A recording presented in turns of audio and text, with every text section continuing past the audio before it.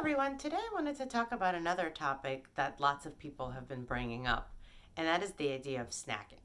People are finding that because they're home all the time and bored much of the time, they're constantly eating something. And since most people don't want to come out of this quarantine 50 pounds heavier, let's talk a little bit about how to avoid these bad habits. So, one thing that is hard to do when you're in the house all the time, and that is keep a regular routine. If before you used to wake up, have a cup of coffee, have a small breakfast, then have a lunch and a dinner and maybe a snack in between, try to stick to that as much as possible. Even though food is obviously always available, try to remind yourself that you didn't need it before, you probably don't need it now.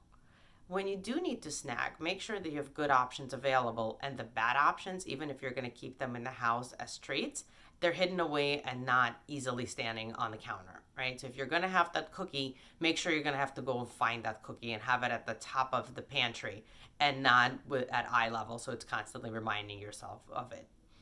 The other thing is make sure you're actually having meals. If you have a full breakfast, a lunch, and dinner, you won't be hungry, and the hunger itself is what may be prompting your snacking.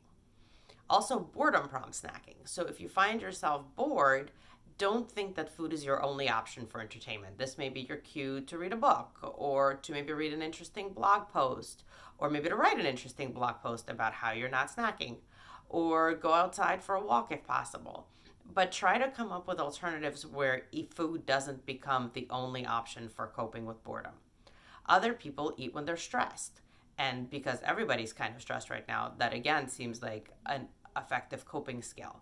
But it's really not, because eating doesn't actually make you less stressed. It just makes you heavier and drained of energy if you're eating processed foods. So do yourself a favor, try to come up with better options for coping, reach out for help if you need it, but make sure you're paying attention to what you're feeding your body, because more so than ever, your body deserves to be taken care of right now.